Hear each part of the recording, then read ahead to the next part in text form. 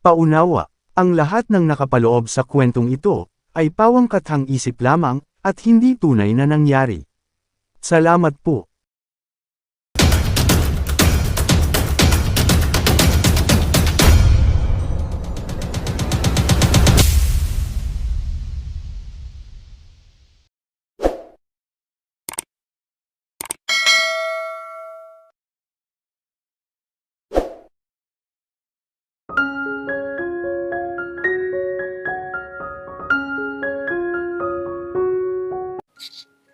Ano ba ka naman, Kayla?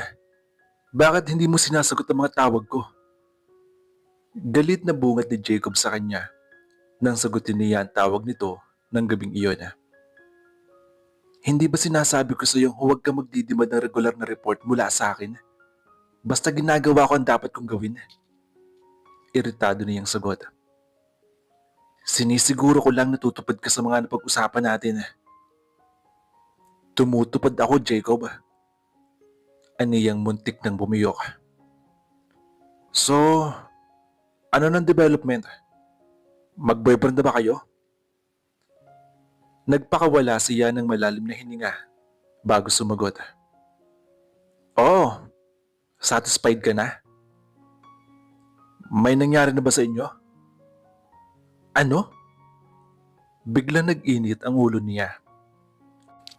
How dare you ask that? Hindi ako ganong klaseng babae, Jacob. At hindi kasama iyon sa mga plano ko. No way. Isang nakakalokong tawa ang narinig niya mula rito. Sa inis niya, ay ini-off niya ang cellphone. Nahulog siya sa malalim na pag-iisip. Mula sa binyagang dinalohan nila ni Nathan, ay inihatid siya nito sa kanyang apartment sa Antipulo. Hindi ito agad umalis. They talk. Nag-videoke sila. At magkatulong silang gumawa ng popcorn at mango shake. Sa loob ng 2 araw, ay para silang mag-asawang ayaw na maghiwalay. Bigla siyang nag-alala. Paano nga kaya kung igiit nito ang siya? Paano siya iiwas? At makakaiwas ba ako? Sa lakas ng sex appeal niya, makakaya ko kayang panaigin ang isip ko? Paano kung matangay ako? Bulong niya. And she could not help falling for his charm. Ang totoo, kanina pa siya nag-iisip. Kung aabot sa kasalan ang pag-iibig niya rito, natural na may mangyari sa kanila. Lumipas ang ilang araw. Ayaw muna ni Kayla na magpakita kay Nathan. Ngunit, sasagutin niya ang mga tawag nito. Kapag naman hindi ito tumatawag, panay ang hintay niyang tumunog ang kanyang cellphone. Namimiss ko na yata ang kulokoy na yun. Sa isip-isip niya habang nasa treadmill siya sa loob siya ng gym. Katatapos lamang niya mag-workout ng mga sandaling iyon. Maya-maya ay tumunog ang kanyang cellphone. Si Nathan ang nasa kabilang linya. Hi sweetie, where are you? Narito ako sa Slimer's World dito sa Cubao. Masayang tugon niya. Narito naman ako sa Ortigas. Hihintayin mo ako Daraan na kita riyan. Ha? Eh bakit? Saan tayo pupunta? Wala lang. Gusto ko lang makasalo ka sa lunch. Pagkatapos nila mag-usap ay natigilan siya. Walang dudang masaya siya. Pero kasabay niyon ay lumalawig ang pangamba niya. Nasa right track pa ba siya? O lumiko na siya? Gumawa na ba siya ng sariling daan papunta sa puso ni Nathan Soriano? Sa araw-araw na nakikita ni Kayla si Nathan, pakiwari niya ay lalo itong gumagwapo. Kahit anong klaseng damit ang isuot nito, he always look elegant and dashing. Nasa labi na siya na kinaroroon ng branch ng Slimer's World nang dumating ito para sunduin siya. Business suit ang suot nito. Wala itong coat na marahil ay hinubad nito bago bumaba ng kotse. Hindi niya gusto ang kanya naging emotional response Habang palapit ito sa kanya, parang may naghahabol ang mga daga sa kanyang dibdib. Bahagya pa siya nagulat nang halikan siya nito sa pisngi. Would you believe if I tell you I miss you that last 5 days that we didn't see each other? Bulong nito sa kanya habang hawak siya sa balikat. I don't believe you. Tsaka hindi mo kailangan sumipsip. Sa Barrio Pesa sila nagtuloy para mag-lunch. At habang kumakain sila, paminsan-minsan ay natitigilan siya. Pakiramdam niya ay napakalaki ng kasalanan niya sa lalaking kaharap. Kayla, there is something wrong. Bigla itanong nito. Nasaan nyo nito ang pag-alala? Napansin siguro nito ang pananahimik niya. Ha? Oh, wala. May naalala lang ako. Are you sure you're okay? Paniniyak nito. Bumiti siya. Oo naman. Okay lang ako. I'm fine. In case na may problema ka, just let me know ha. Huwag ka maglilihim sa akin. Hinawakan nito ang kamay niya na nasa ibabaw ng mesa. Tumango siya.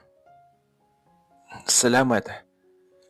You were saying, sabi ko, kung may kakilala kang neighbor relative o whoever na pwede nating ipasok sa scholarship program ng Gerardo Soriano Foundation. We are looking for 5 more scholars. Every year kasi ay may gumagraduate sa mga scholars sa foundation. Kaya naghahanap kami ng mga bago.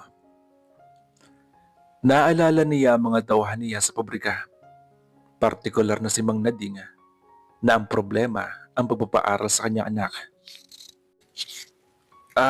May dalawa akong i-recommend sa iyo. Sana mapili sila. Walang problema. Basta recommended mo, sweetie. Nakangiting sabi nito habang may pagkindot pa sa kanya. Lumipas ang 2 araw. Ate, magkwento ka naman. Ungot sa kanya ni Melinda nang dalawin niya ito. May scholarship program ang Gerardo Soriano Foundation. May dala akong 2 applications dito. Ibigay mo ito kina Mang Nading at Aling Gayang. Sabihin mo tatawag ako sila bukas ha. Paiwas na sagot ni Kayla sa kapatid. Nasa loob sila ng kanyang silid sa bahay nila. Nalaman niya mula rito na bihirang-bihirang na palang magpunta roon ang kanilang Kuya Jaime. Hinakot na nito ang mga gamit nito at dinala sa townhouse nito. May kalib-in na raw ito roon. Ate, tungkol sa inyo ni Nathan Soriano ang gusto kong ikwento mo. Pangungulit ni Melinda. Tumigil siya sa ginagawang pag-aayos ng ilang papeles sa drawer niya at mataman itong tinignan. Okay lang. He's nice. Very nice. Maling-mali ako sa first impression ko sa kanya. Extremely opposite siya kay Jacob. Talaga ate? You mean, kung gaano ka-impressive ang panlabas niya sa mga katangian, ganun din ang kalooban niya? Tumango lamang siya. Ate, bakit mukhang worried ka yata? May problema ba? Malaki. Pag-amin niya. Bakit? Nabuo ka na ba niya? Sinabi ko na nga bang mahirap yung pinapasukan mo eh. At sinabi ko rin sa iyong ito na lang ang last option ko. Di nabuo ka na nga niya. Umiling siya. Ano na nangyayari sa iyong dalawa? Ano nang scores? In love na ba siya sa'yo? Mukhang iyon ang problema, Melinda eh. Bakit? Matagal bago siya sumagot. Nai-inlove na yata ako sa lalaking yun. Pabuntong hininga na sabi niya sa kapatid. Samantala, Nathan point of view. Hindi mo ba type si Frida pare? Iyon ang tanong kay Nathan na kaibigan si Garrett. Nasa Villarreal Island sila. Katatapos lamang nilang maglaro ng polo. Hindi pare, bakit mo na itanong? Kasi nagsumbong siya sa akin eh. Lately, kami ang magkasama. Narito sila sa isla. Hindi man na raw siya pinapansin at nasasaktan daw siya sa ginagawa mo. Natawa siya. She is beautiful pare. Sulsul naman ni Nicolea. Ala, Catherine Zeta-Jones. Bakit hindi mo siya ligawan? It's about time na rin na maghanap ka na ng babaeng siseryosohin. Mga pare, I don't want a woman who easily jump into my bed. Sabi niya matapos lumagok ng mineral water. Now that I found the right woman, alam ko na kung anong gusto ko sa babae. Talaga? Hindi makapaniwalang reaksyon ni Nicolea. Yeah, nangingiting sagot niya. Bago yata yan ah. Ngayon ko lang narinig na sinabi mo yan, Her. Ani ni Garrett. Totoo na ba yan? I think this is it pare. Ngayon ko lang naramdaman ganito. It's a very special feeling. Iba talaga nararamdaman ko pagkasama ko siya eh. Para akong nasa ikapatong langit. Wow! Mukhang totoo na yan pare. Tinapik siya ni Garrett sa balikat. Do I hear wedding bells pare? Wedding bells? Natawa siya. Ewan ko. As of now, we are enjoying each other's company. Sino ba siya pare? Bakit hindi mo pinapakilala sa amin? Ungot ni Garrett. Madalas siya rito sa Villarreal. You're going to meet her soon. Pare, give us an idea kung sino ang lakihuan mo. Hirit pa nito. Ibang-iba siya sa lahat ng mga babaeng na-meet ko na. At first, she just set my curiosity alight. Pero natural siya. At wala siya pakialam sa pagiging ngayong Soriano ko. Nagsusungit siya kapag gusto niya akong sungitan. Baka naman na-challenge ka lang pare. Kaya natipuhan mo. Noong una, parang ganun nga. Pero habang nakikilala ko siyang mabuti, nagugustuhan ko na siya. Marami akong nadiscover magandang bagay tungkol sa kanya. Alam ko kung mamahalin niya ako. Hindi dahil sa pangalan ko o status ko. Wow naman pare. Bigla ka nagtunog Shakespeare at balagtas niya na. Kantyaw ni Nicolay sa kanya. Lalo akong naintriga kung sino ang babaeng yan. Siguro special siya. Nakilala mo na siya pare. Sagot niya rito. Si Kayla yung ipinakilala ko sa inyo ni Gracia. Yung sumampol sa iyo noon sa bar at disco? Oo, siya na nga. Tila kumislap ang mga mata nito. Siya? Nangingiting tumango siya. Naging madalas ang pagpapakita ni Kayla kay Nathan. Sabay sila nagpupunta sa Villarreal Island kapag weekend.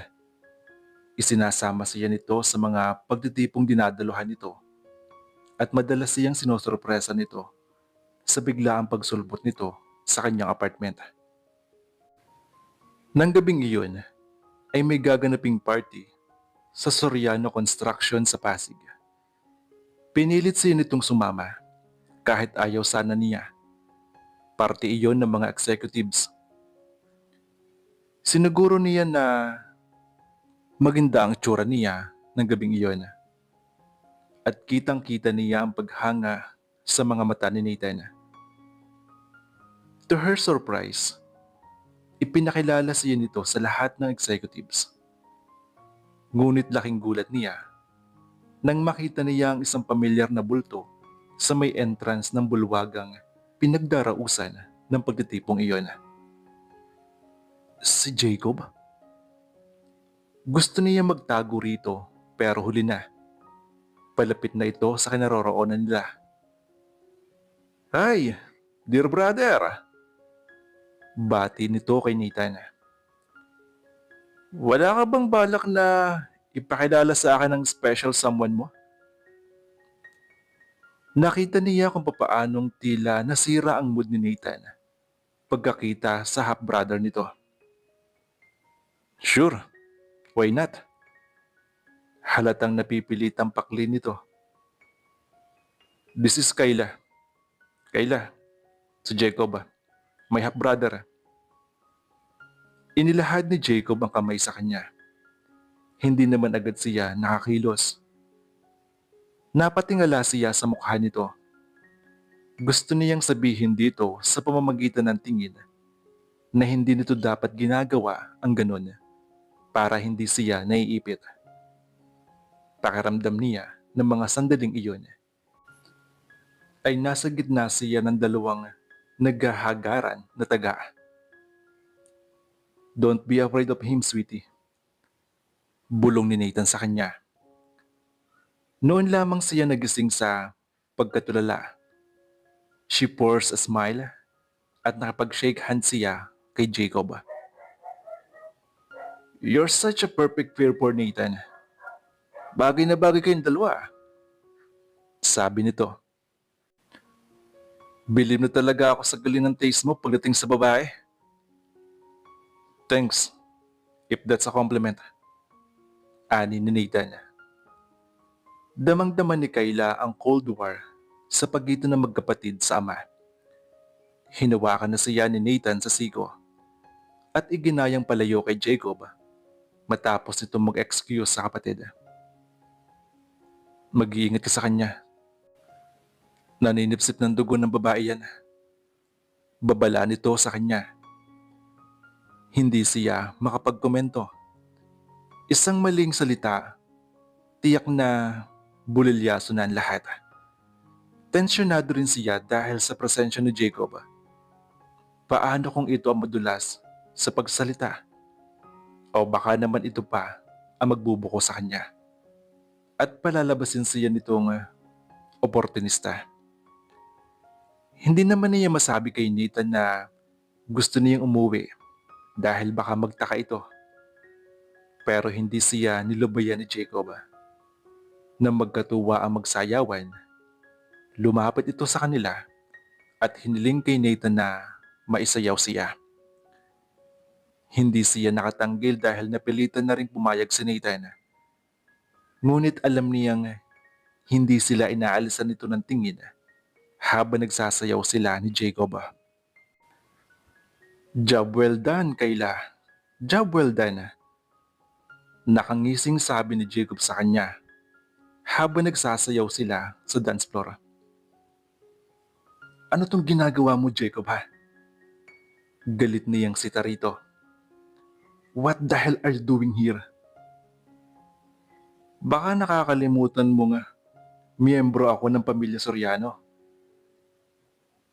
Pero, bakit ka pa lumapit sa akin? Hindi mo ba alam na inilalagay mo ako sa alangan ng sitwasyon? Paano kung mahalata tayo ni Nathan? Manaka-naka ay nililingon siya ni Nathan. Mabuti na lamang at may lumapit dito. Naging abala ito sa pakipag-usap. I'm not putting you in a difficult situation, my dear.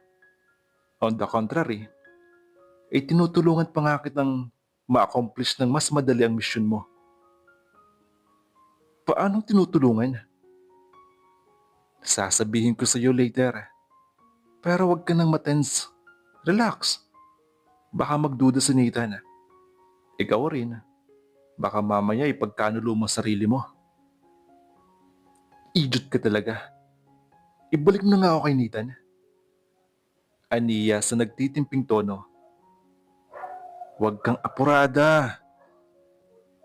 Hinigpitan pa nito ang pagkakahapit sa baywang niya and pull her closer to him. Jacob, ano ba? Galit na saway niya rito. Napatingin siya kay Nathan. Nakita niyang mukhang lalapit na ito sa kanila, kaya nag-decide na siyang kumalas mula sa mga braso ni Jacob. What happened? Anong ginagawa sa'yo ni Jacob? Usisa ni Nathan sa kanya nang makalapit siya rito. Wala. Bigla lang sumakit ng ulo ko kaya bumalik na ako rito. Sumunod din naman agad sa kanya si Jacob. Thanks for sharing me your girl. Anito kay Nathan. Tiningala ni Kayla ang mukha ni Nathan. Nakita niya kung papaano naggalawan ng mga muscles sa mukha nito. Halatang nagtitimpi lamang ito ng galit. Ingatan mo yang si Kayla, dear brother. Mahirap nang maagawan ng ganyang kagandang girlfriend. Lalo na kung papatay-patay ka. Nagsalubong ang mga kilay nito. Mabilis na niya itong hinawakan sa braso para ilayo kay Jacob. Hindi ako papatay-patay, gago. Asik nito sa huli. Oh, wag kang magalit. Nag-o-overreact ka naman agad eh. Hindi naman masamang hangaan ko si Kayla, hindi ba? I just know how to appreciate beauty. Pagkuway, nagpaalam na ito. Kinalaman naman ni Nathan ang sarili. Noon lamang din siya nakahinga ng maluwag. Kanina pa siya parang pusang, hindi mapaanak. Isang umaga ay nagulat si Kayla nang bumulaga sa kanya ang larawan nila ni Nathan na nakalahathala sa society page ng isang broadsheet. Nathan Soriano with his fiancée. Iyon ang nakalagay na caption sa ilalim ng larawan. Fiancé? Oh my God! Sino naman kaya nagsabi sa kanila na fiancé ako ni Nathan? Ang isang bahagi ng puso niya ay nasisiyahan. Very proud siya dahil siya ang espesyal na babae sa puso ni Nathan ngayon. Pero ang isa pang bahagi ng puso niya ay nakakadama ng takot. Paano kapag nalaman nitong lumapit lamang siya rito at pinaibig ito dahil sa kasunduan nila ni Jacob? Nalamukos niya ang hawak na broadsheet. Ano kaya kung huwag na muna ako magpakita sa kanya? Bulong niya sa sarili. Lumipas ang ilang araw. Paano kung seryoso na siya sa iyo, ate? Tanong ni Melinda sa kanya nang magkita sila sa loob ng Taquita Joe. Birthday nito at may dinner date ito kasama ang boyfriend na si JB. Maya-maya ay iiwan na niya ang magnobyo. Napatingin siya rito. Parang ganun na nga, Melinda. Nalilito na nga ako eh. Hindi ko na alam kung anong gagawin ko. Ate, tigilan mo na yan. Hanggat hindi ka pa nakakalubog. Huwag mo nang hintayin na si Nathan pa ang makatuklas sa pakipagsundo mo kay Jacob na iyon. Baka mapatay ka niya kapag nalaman niyang pakawala ka ni Jacob. Napailing siya habang sumisip-sip ng pineapple juice. Ano naman ang ibig sabihin ng iling mo yan, ate? It's too late, Melinda. Para tigilan ko tong kalokohan pumasok ko. Anong ibig mong sabihin it's too late? Na-inlove na yata ako sa lalaking yun eh. Ate! Napalakas ang boses nito. Eksaktong pabalik ni JB sa mesa nila. Galing ito ng CR. May problema ba? Tanong nito na makalapit. Marahil ay nahalata nito ang sitwasyon nila. Wala babes. Nabigla lang ako sa sinabi ni ate. Pero okay lang to. Sagot ni Melinda rito. Pagkuway ay muli siyang binalingan nito. Ate, sabihin mo sa akin hindi ka seryoso niyan. Sana nga, Melinda.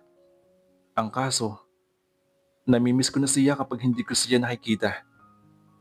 Masaya ako kapag kasama siya. Parang ayoko na humiwalay sa kanya. Mag-text lang siya, ay napapatili na ako. Ate, alam mo ba ang ginagawa mo? Parang nagpapakatanga ka na. Pinukol niya ito ng matalim na tingin. Huwag mo nga ako ikokonde, Melinda. Ikaw ba naman tong mapalapit sa isang katulad ni Nathan? Kinokontrol ko ang feelings na ito. Pero wala akong nagawa. Babae ako. At hindi ako manhid, no? Kasama ba sa mission mong ma-inlove kay Nathan Soriano, ha, ate? Hindi. Eh kung ganun, bakit? Hindi mo na itatanong yan kapag nakita mo ng malapit ang si Nathan at kapag nakilala mo siya ng mabuti. He's everything in man I ever dream of. Talaga lang, ha? He's the man of your dreams pala. Kaya nakalimutan mong nakipagsabuatan ka lang kay Jacob para makawala na tayo sa mga pangil niya at masolusyonan ang problema natin. Melinda, huwag mo nga akong sisihin, pwede. Hindi ko na nga alam kung paano lulusutan itong pinasok ko eh.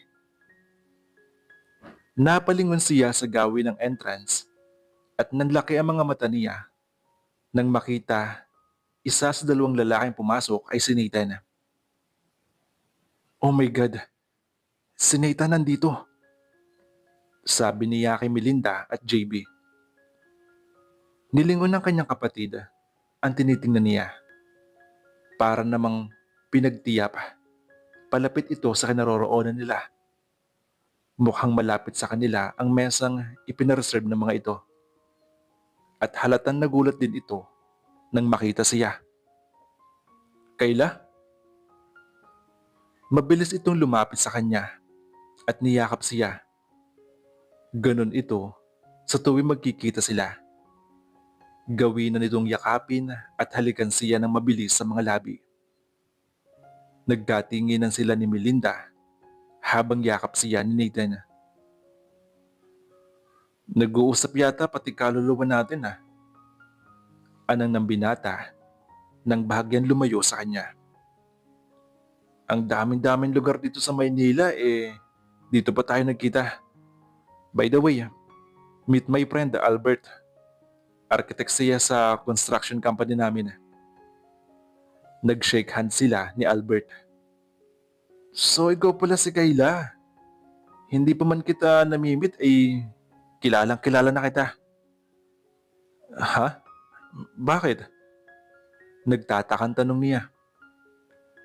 Aba, wala na akong narinig dito sa kaibigan ko kundi ang pangalan mo. Ha? Napatingin siya kay Melinda. By the way, ito nga pala ang kapatid ko, si Melinda, at ang kanyang boyfriend, si JB.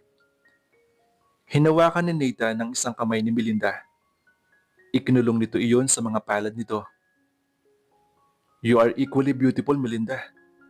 Sabi nito, I am happy to meet you.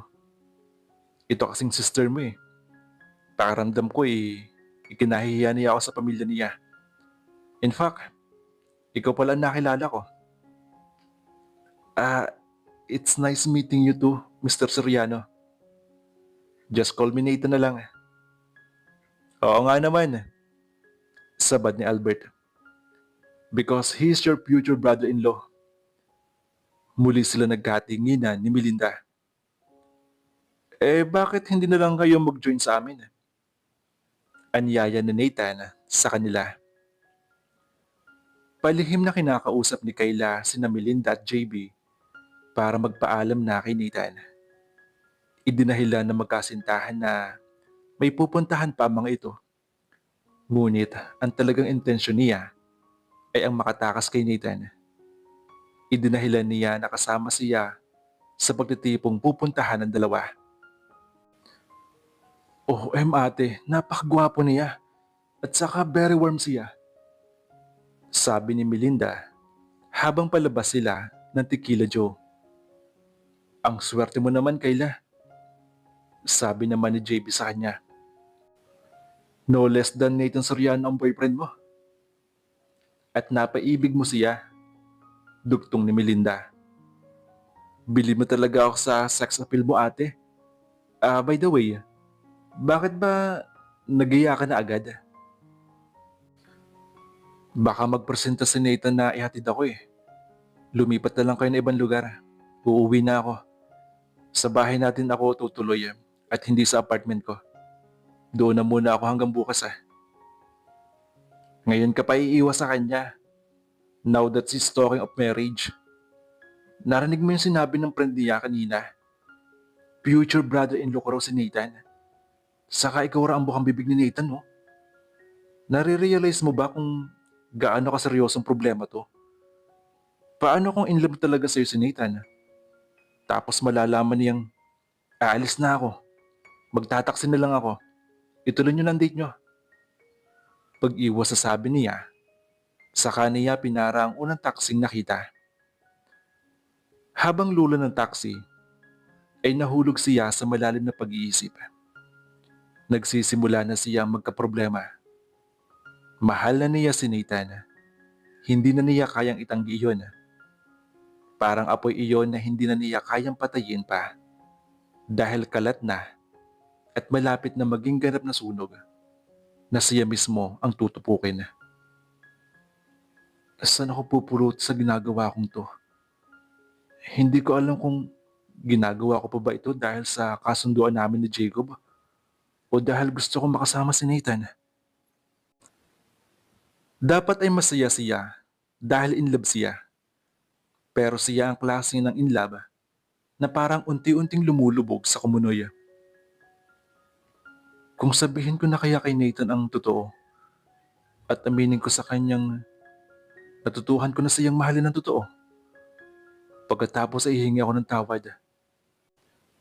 Sasabihin ko sa kanya na ginigipit lamang ako ni Jacob. Pero maniwala kaya siya? Sa atin din ng Cold War nila magkapatid, baka masakal niya ako. Kapag nalaman niyang all the while pala, ay pinakagat ko lamang siya.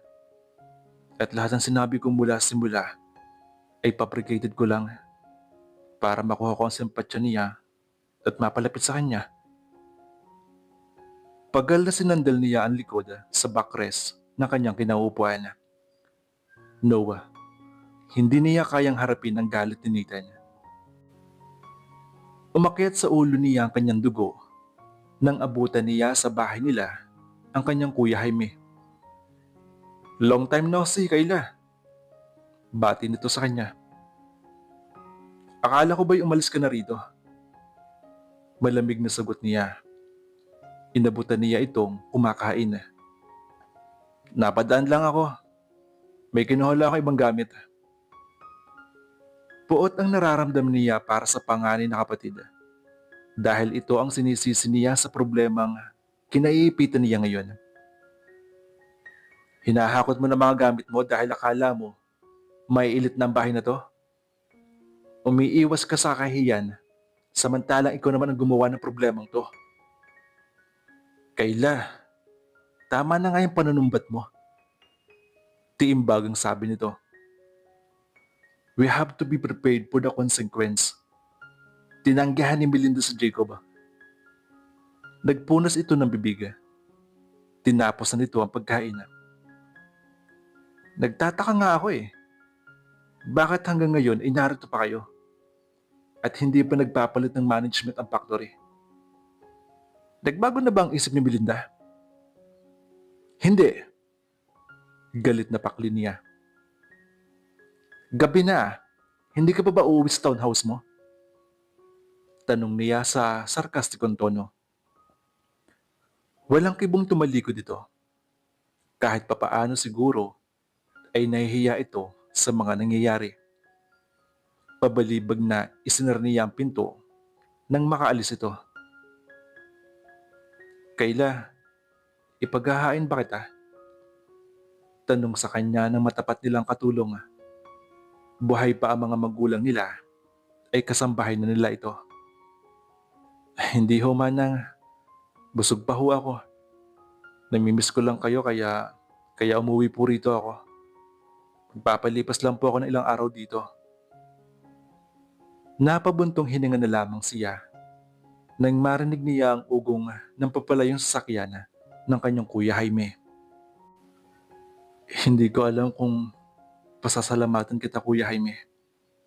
Dahil sa problemang ginawa mo, nakilala ko si Nathan. Pero dahil din sa'yo, malamang ay mapatay niya ako. Bulong niya sa isip. Nathan point of view. Maganda raw ang bago mong girlfriend, Nathan ah. Pahayag ng kanyang papa nang may halong sarkasmo.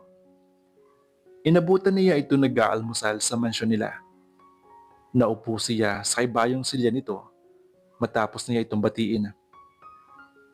Hindi mo pa sinasagot ang tanong ko. Untag nito. Yes pa. At sino naman nagchismis sa'yo niyan? Alanganin sagot niya habang hinahalo ang kanyang decaffeinated coffee. Isa sa mga executive natin sa construction company. Pakli nito. Isinama mo raw sa party yung babae. Ano na nga ang pangalan niya? Kayla, Papa. Saan mo siya nakilala? Sa Villarreal. Is she a model? A businesswoman o a millionaire's daughter? Umiling siya. Bakit naman bigla itong nagka-interes na usisahin na tungkol sa current girlfriend niya? Dati naman itong walang pakialam sa mga affairs nilang magkakapatid. Ayaw nga nitong pinag-uusapan ang tungkol sa mga babae. She is a businesswoman, a very simple and honest woman. She speaks her heart out. Kaya wala siyang tinatago. At hindi niya ako binibigyan ng atensyon nang dahil isa akong Suryano. In fact, siya pala ang babaeng nag-snap sa akin at sinuyo ko. Base sa tono mo parang ikinukonsidera mong espesyal na babae siya. Espesyal na babae sa mga naging girlfriends mo, Nathan.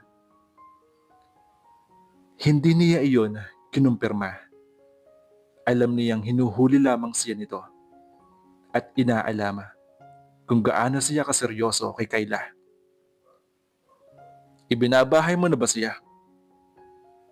Nagsalubong ang mga kilay niya sa tanong nito.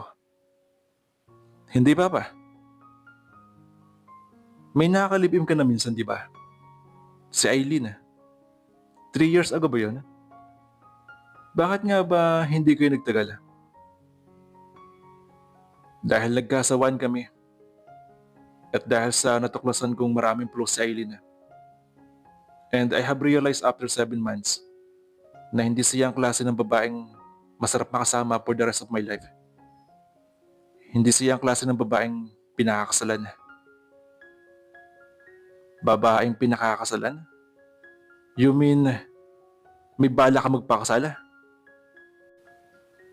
Salubong ang mga kilay na tanong nito. Napalakas din ang pagbaba nito ng hawak ng tinidora.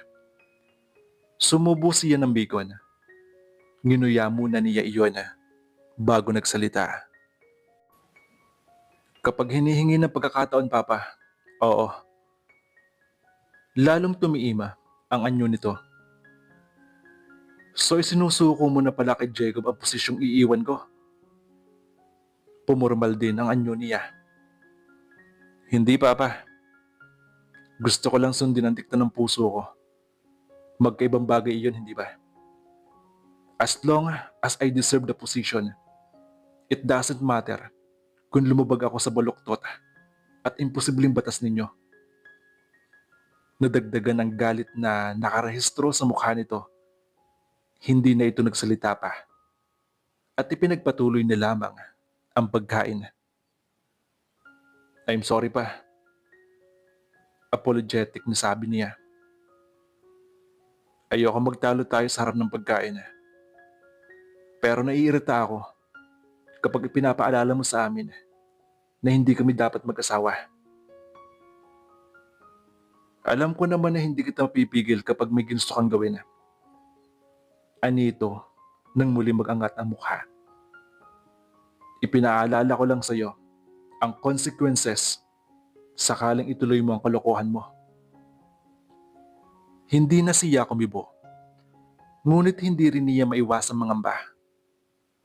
Ilang buwan nang may asawa si Samuel pero hindi pa nag-uusap ang dalawa. nagawa itong tikisin ng kanilang papa. Pero hindi pa rin iyon makakapigil sa kanya sakaling maisip niyang pakasalan si Kayla.